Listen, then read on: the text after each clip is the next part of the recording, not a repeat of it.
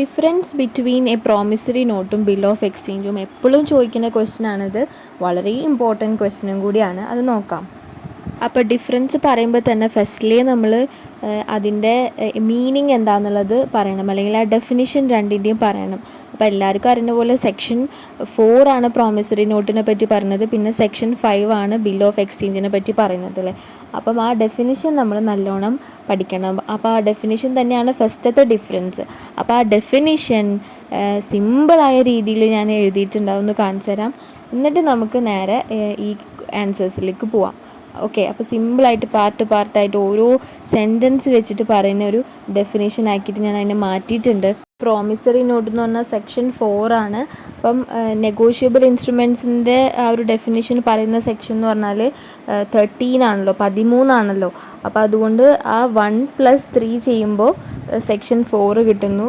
അങ്ങനെ ഞാൻ മറക്കാതിരിക്കാൻ വേണ്ടിയിട്ട് എഴുതാറുള്ളതാണ് കേട്ടോ. അങ്ങനെയാണ് റിമെമ്പർ ചെയ്യാറുള്ളത്. 1+3 എന്ന് ഓർത്താൽ മതി. അപ്പോൾ ഫസ്റ്റ് തന്നെ പ്രോമിസറി നോട്ടിനെ പറ്റിയിട്ടാണ് സെക്ഷൻ എക്സ്പ്ലെയിൻ ചെയ്യുന്നത്, സെക്ഷൻ 4. അപ്പം according to the section 4 promissory note is, okay, എന്താ promissory note? An instrument in writing ആണ്. എല്ലാവർക്കും അറിയാമല്ലേ, എഴുതുന്ന ഒരു ഇൻസ്ട്രുമെൻ്റ് ആണ്. എന്തുകൊണ്ടാണ് അങ്ങനെ പറയാൻ കാരണം? യെസ്, അതായത് ഒരു സ്റ്റാമ്പ്ഡ് ആയിട്ടുള്ള ഒരു പേപ്പറിലാണല്ലേ നമ്മളത് എഴുതിക്കുക. സ്റ്റാമ്പ് ഡ്യൂട്ടി തന്നെ അത്യാവശ്യം ഉണ്ട് അല്ലേ. അപ്പോൾ എന്തായാലും എഴുതുന്ന ഒരു ഇൻസ്ട്രുമെൻ്റ് ആണത്. അതായത് വാക്കാലെ പറയുന്ന ഇൻസ്ട്രുമെൻ്റ് അല്ല, ഇറ്റ് ഈസ് ഇൻ റൈറ്റിംഗ് ആയിരിക്കണം. Not being a currency note or a bank note, അതെന്താ സംഭവം? ഇപ്പോൾ കറൻസി നോട്ടിനെ തന്നെയാണ് ബാങ്ക് നോട്ട് എന്ന് പറയുന്നത്. കാരണം RBI ആണല്ലോ, ബാങ്കിൽ നിന്ന് ആണല്ലോ ആ നോട്ട് വരുന്നത്. അതുകൊണ്ടാണ് ബാങ്ക് നോട്ട് അല്ലെങ്കിൽ കറൻസി നോട്ട് എന്ന് പറയുന്നത്. കറൻസി നോട്ടോ ബാങ്ക് നോട്ടോ ആവാനായിട്ട് പാടില്ല എന്ന്.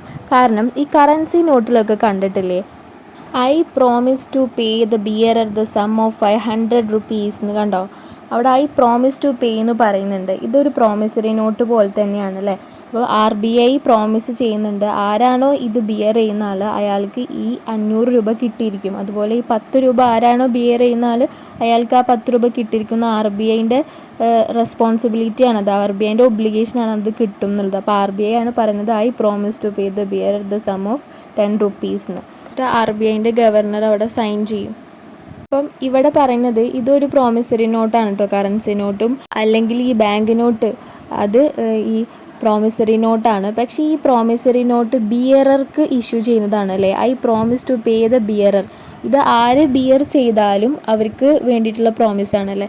പക്ഷെ ശരിക്കും പ്രോമിസറി നോട്ട് ഒരു സ്പെസിഫിക് പേഴ്സണ് മാത്രമാണ് റിയൽ ട്രാൻസാക്ഷനിൽ നമ്മൾ കൊടുക്കുള്ളൂ. ഓക്കെ, അപ്പം അതുകൊണ്ടാണ് ബിയറർക്ക് ഒരിക്കലും പ്രോമിസറി നോട്ട് ഇഷ്യൂ ചെയ്യില്ല. ആകെപ്പാടെ അത് ഇഷ്യൂ ചെയ്യുക ആരാണെന്നറിയോ? സെൻട്രൽ ഗവൺമെൻറ് മാത്രം അധികാരമുള്ളൂ അങ്ങനെ ഇഷ്യൂ ചെയ്യാൻ വേണ്ടിയിട്ട്.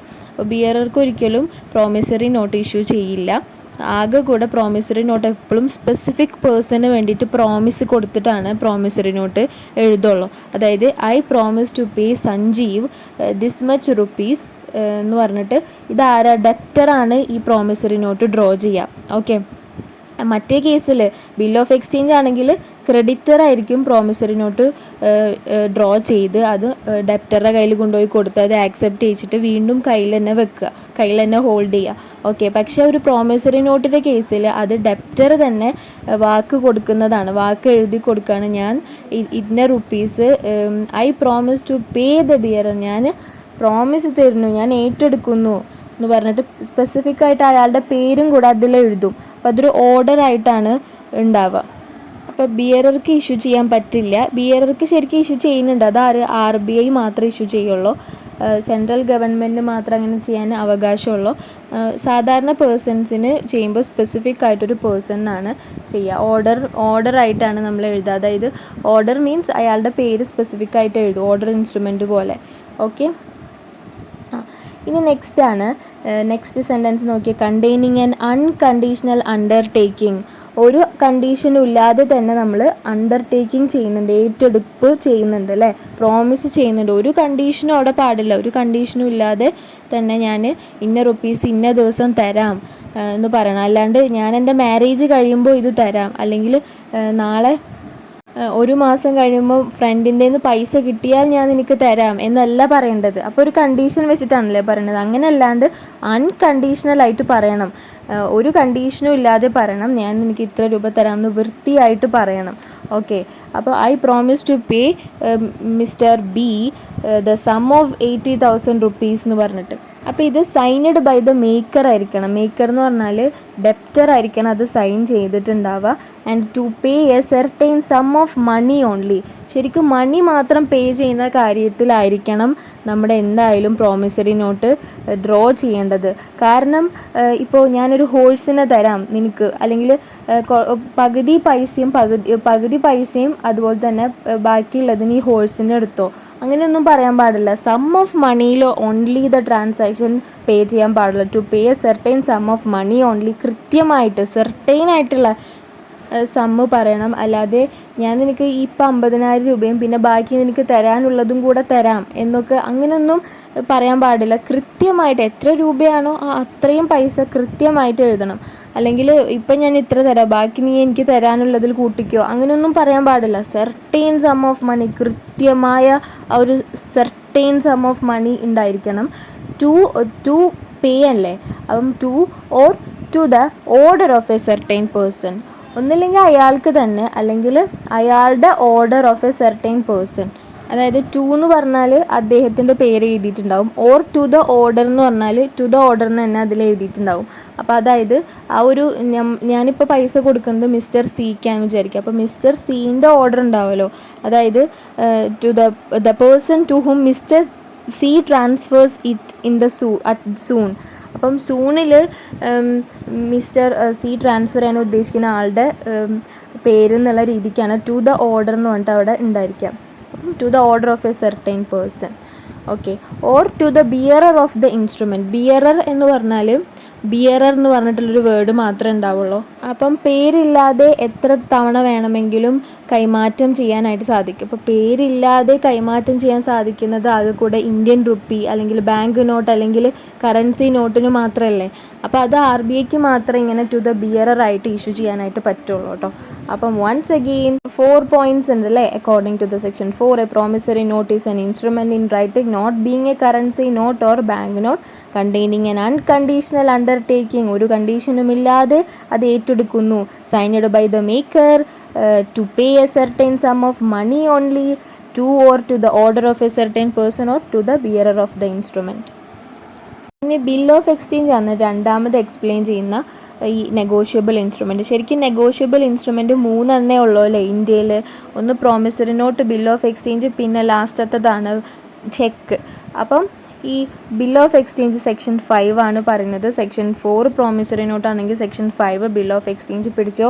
Bill of exchange is an instrument in writing. നേരത്തെ പോലെ തന്നെ promissory note is an instrument in writing എന്ന് പറഞ്ഞില്ല, അതുപോലെ bill of exchange is an instrument in writing. അതും ഇൻസ്ട്രുമെൻറ്റ് ഇൻ റൈറ്റിംഗ് ആണ്. കാരണം സ്റ്റാമ്പ് ഡ്യൂട്ടി ഒക്കെ വെച്ചിട്ടുള്ള, അതായത് 2000 രൂപയുടെ ഒരു മുദ്ര പേപ്പർ ആയിരിക്കും നമ്മൾ എഴുതുന്നുണ്ടാവുക, അതിലായിരിക്കും എഴുതുന്നുണ്ടാവുക. ഓക്കെ, അങ്ങനെയൊക്കെ ഉണ്ട്.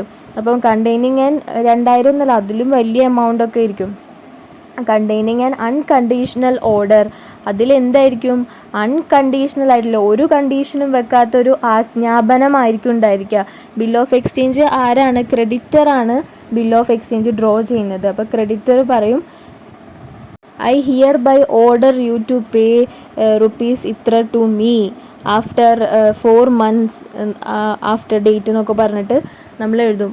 I hereby order mister C to pay to me എന്ന് പറഞ്ഞിട്ട്. അപ്പം അങ്ങനെയാണ് ഡ്രോ ചെയ്യുക.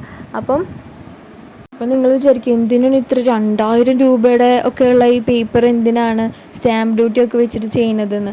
അത് ശരിക്കും ഈ ബിൽ ഓഫ് എക്സ്ചേഞ്ച് ഈ ക്രെഡിറ്ററുടെ ഒരു സേഫ്റ്റിക്ക് വേണ്ടിയിട്ടാണ്. എപ്പോഴും ക്രെഡിറ്റേഴ്സ് ആയിരിക്കുമല്ലോ എക്സ്പ്ലോയിറ്റ് ചെയ്യുക ഇങ്ങനെ ബിസിനസ് നടത്തുമ്പോൾ. അപ്പോൾ അതില്ലാണ്ടിരിക്കാൻ വേണ്ടിയിട്ട് ഇങ്ങനെ ബിസിനസ് നടത്തുമ്പോൾ ഈ ബിൽ ഓഫ് എക്സ്ചേഞ്ച് ഡ്രോ ചെയ്ത് കഴിഞ്ഞാൽ ക്രെഡിറ്ററുടെ ഒരു സേഫ്റ്റിയാണ്, ലീഗൽ ഇൻസ്ട്രുമെൻ്റ് ആണ് കയ്യിലുള്ളത് അല്ലേ. ഇപ്പോൾ പൈസ കിട്ടിയില്ലെങ്കിലും ലീഗലി ആക്ഷൻസ് എടുക്കാനായിട്ട് പറ്റും അല്ലേ.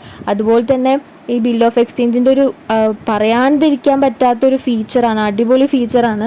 ഇത് കൊണ്ടുപോയിട്ട് ബാങ്കിൽ കൊടുത്തു കഴിഞ്ഞാൽ അപ്പം തന്നെ നമുക്ക് പൈസ കിട്ടും എന്നുള്ളത്. അല്ലേ? അതുപോലെ തന്നെ ബില്ലെങ്ങാനും റിന്യൂ ചെയ്ത് കഴിഞ്ഞാൽ അവിടെ നമുക്ക് ഇൻട്രസ്റ്റും കിട്ടാൻ ചാൻസ് ഉണ്ട്.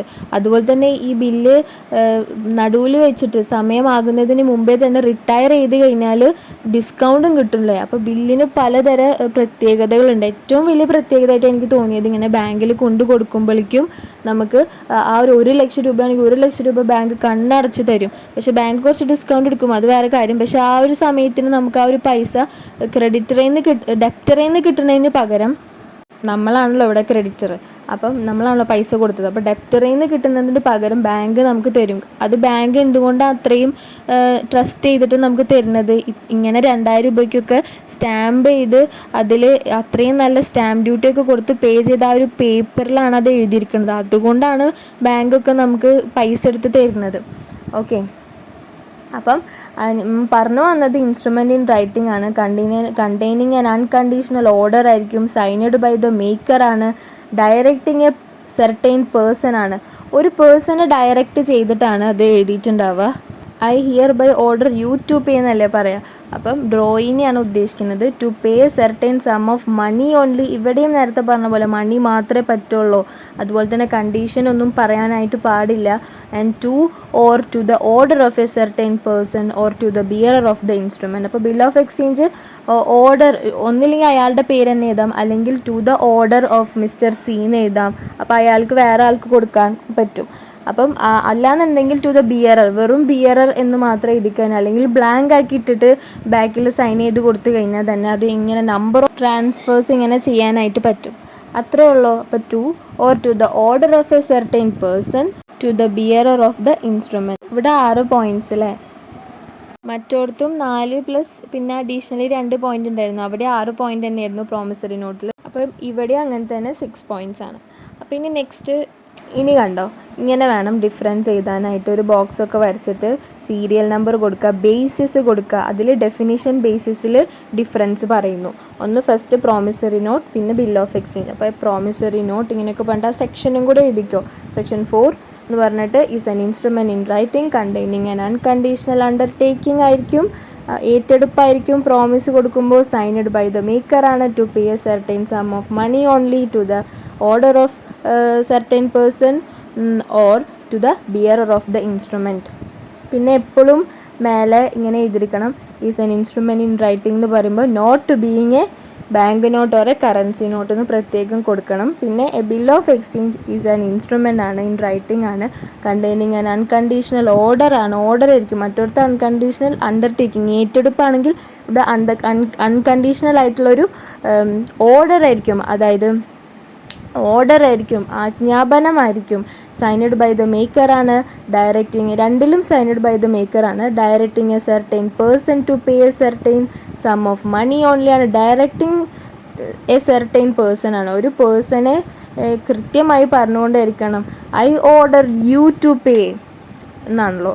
ഈ നെക്സ്റ്റ് ആണ് or to the order of a certain person or to the bearer of the instrument. അത്രേ ഉള്ളൂ.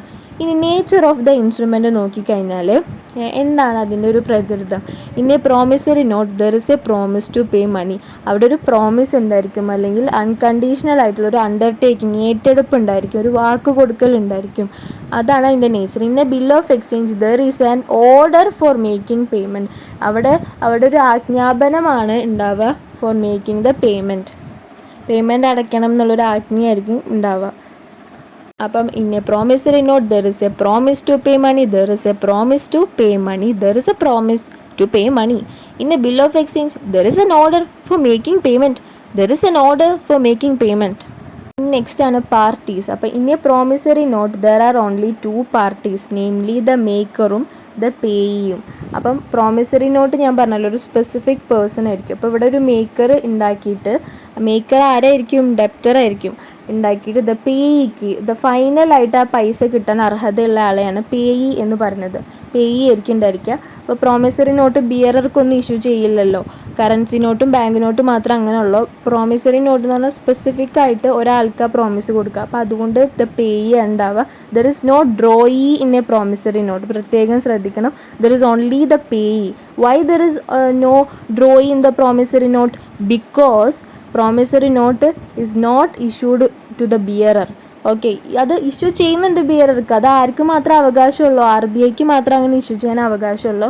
A normal person cannot do that. So the maker and the payee. അപ്പം in a bill of exchange there are 3 parties which are as under. അപ്പോൾ bill of എക്സ്ചേഞ്ചിലാണ് 3 parties ഉള്ളത്. 1 the drawer, 2 the drawee, 3 the payee. Okay, ഒന്ന് drawer ഉണ്ട്, പിന്നെ drawee ഉണ്ട്, accept ചെയ്യുന്ന ആൾ, പിന്നെ ദ പേയി ഉണ്ട്, പിന്നെ ഫൈനലി ആർക്കാണോ ആ പൈസ കൊടുക്കുന്നത് അയാളാണ് payee. Okay, the person to whom the money is to be paid ആണ് പേയി എന്ന് പറഞ്ഞാൽ. Sometimes the payee may be the drawer himself ആവാം കേട്ടോ, ഓർ എ തേർഡ് പാർട്ടി. എന്തിൽ? ബിൽ ഓഫ് എക്സ്ചേഞ്ചിൽ ഡ്രോയർക്ക് തന്നെ പൈസ കൊടുക്കണതാവാം അല്ലേ? ശരിക്കും പേയി ഡ്രോയർ തന്നെ ആവാം അല്ലേ? അല്ലാന്നുണ്ടെങ്കിൽ ഇങ്ങനെ എക്സ്ചേഞ്ച് ചെയ്ത് പോകുമ്പോൾ ചിലപ്പോൾ പേയി ബാങ്ക് ആവാം, ചിലപ്പോൾ പേയി ആരാവാം?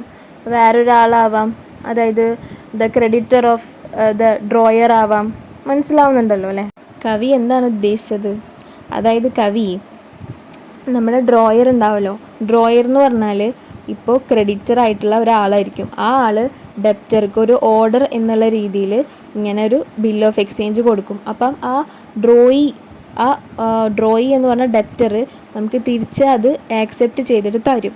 ഇപ്പം നമ്മളെ കയ്യിലാണ് ആ ബില്ലുള്ളത്. അപ്പം നമ്മളെ കയ്യിൽ ഇങ്ങനെ ബില്ലിരിക്കുമ്പോൾ നമ്മൾ വലിയ ആളായിട്ട് ക്രെഡിറ്ററാന്ന് പറഞ്ഞിട്ട് ഇരിക്കും.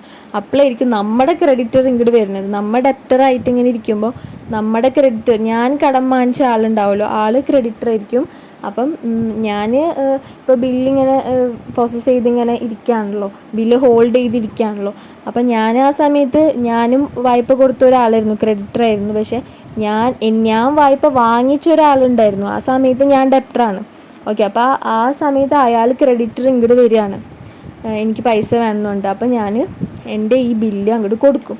ഓക്കെ, ബില്ല് ഞാൻ അങ്ങോട്ട് എൻഡോഴ്സ് ചെയ്യും. അപ്പോൾ എൻഡോഴ്സ് ചെയ്ത് കഴിഞ്ഞാൽ ഇനി പേയി ആരാണ്? അതുവരെ പേയി ആരായിരുന്നു? ഞാനായിരുന്നു. Okay, the person to whom the money is to be paid ഞാനായിരുന്നു. അപ്പം ഇപ്പം പേയി ആരാണ്? ഇപ്പം പേയി ആ ഒരു എൻ്റെ ക്രെഡിറ്റർ ആയിരിക്കും. അപ്പം അവസാന നിമിഷമാകുമ്പോൾ ഇത് പൈസ കൊടുക്കേണ്ട ഡ്യൂ ഡേറ്റ് ആവുന്ന സമയത്ത് ഡ്യൂ ഡേറ്റ് പ്ലസ് 3 ഡേയ്സ് കഴിഞ്ഞാൽ ഗ്രേസും കൂടെ കൊടുത്ത് 3 ഡേയ്സ് ഗ്രേസും കൂടെ കൊടുത്തു കഴിഞ്ഞാലാണ് ആ ഒരു ശരിക്കുള്ള ഡേറ്റ് ആവുക, മെച്യൂരിറ്റി ഡേറ്റ് ആവുക. ഡ്യൂ ഡേറ്റും വേറെ മെച്യൂരിറ്റി ഡേറ്റ് വേറെ ആണല്ലോ. അപ്പം മെച്യൂരിറ്റി ഡേറ്റ് ആവുന്ന സമയത്ത്, അപ്പോൾ ഡ്യൂ ഡേറ്റ് എന്ന് പറഞ്ഞാൽ കൃത്യമായ date plus 3 days of grace കൂട്ടിയതാണ് മെച്യൂരിറ്റി ഡേറ്റ്, ശരിക്കും കൊടുക്കേണ്ട ഡേറ്റ്. അപ്പം മെച്യൂരിറ്റി ഡേറ്റ് ആവുന്ന സമയത്ത് ഡ്രോയിയുടെ അടുത്തേക്ക് നേരെ ആര് പോവും?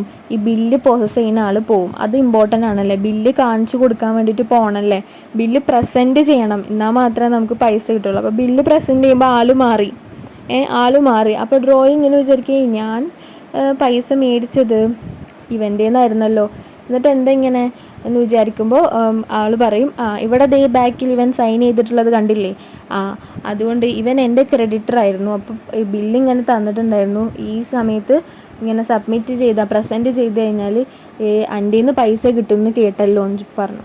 അപ്പം ഓക്കെ, അപ്പോൾ സൈൻ ചെയ്തത് കണ്ടപ്പോൾ ഓക്കെ ആയി. അപ്പോൾ പൈസ അങ്ങോട്ട് കൊടുത്തു, കാരണം ബില്ല് അങ്ങോട്ടും കൂടെ എൻഡോസൊക്കെ ചെയ്യാമല്ലോ. അപ്പം in a promissory note there are only 2 parties, namely the maker and the payee, final payee.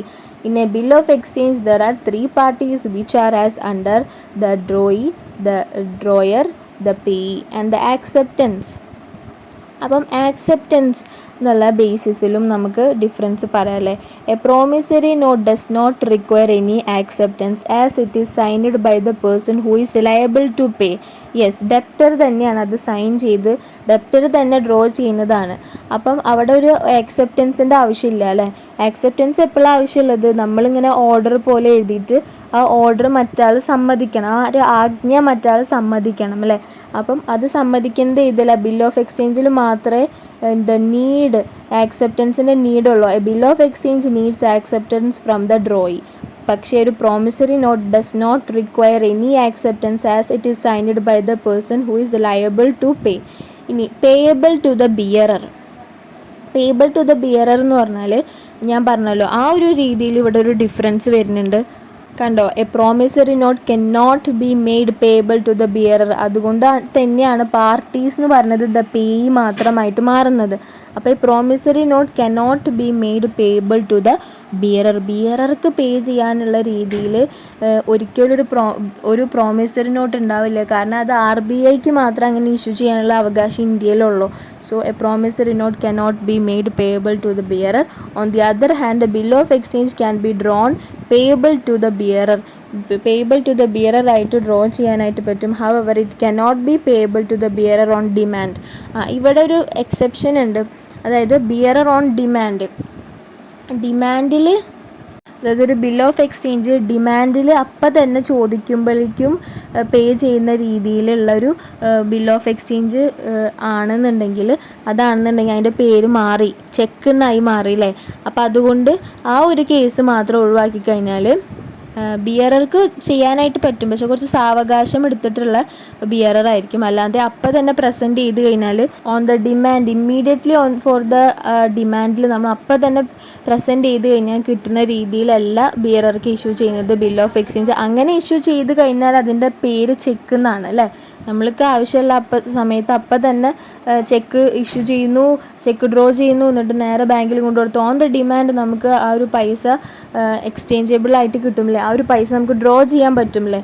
അപ്പം അതിൻ്റെ പേര് ചെക്ക് എന്നായി മാറും. അപ്പോൾ ചെക്കും ബിൽ ഓഫ് എക്സ്ചേഞ്ചും തമ്മിലുള്ള മെയിനായിട്ടുള്ള ഡിഫറൻസ് ഇതാണ്. അല്ലാന്നുണ്ടെങ്കിൽ ചെക്ക് എന്ത് തന്നെയാണ്, ബിൽ ഓഫ് എക്സ്ചേഞ്ച് തന്നെയാണ് കേട്ടോ. Cheque is always similar to the bill of exchange, but it is payable on demand ആണ് cheque. Okay, bill of exchange അങ്ങനെയല്ല, പേയബിൾ ഓൺ ഡിമാൻഡ് അല്ല കേട്ടോ. Payable to the bearer on demand എന്നുള്ള രീതിയിൽ ഒരിക്കലും draw ചെയ്യാൻ പറ്റില്ല. അങ്ങനെയാണെങ്കിൽ അത് ചെക്ക് എന്നാണല്ലേ. അപ്പോൾ അതുകൊണ്ട് ബിൽ ഓഫ് എക്സ്ചേഞ്ചും എന്ന് പറഞ്ഞാൽ ബിയറർക്ക് ഡ്രോ ചെയ്യാൻ പറ്റും, can be drawn payable to the bearer. However it cannot be payable to the bearer on ഡിമാൻഡിന് പറ്റില്ല. അപ്പം വീഡിയോ ഇഷ്ടപ്പെട്ടാൽ, വീഡിയോ മനസ്സിലാവുന്നുണ്ടെന്ന് തോന്നിക്കഴിഞ്ഞാൽ ഒന്ന് ലൈക്ക് ചെയ്യാൻ പറ്റുമോ, പിന്നെ ഷെയറും കൂടെ ചെയ്യണേ. Also please do subscribe my channel and thank you so much for listening to my classes.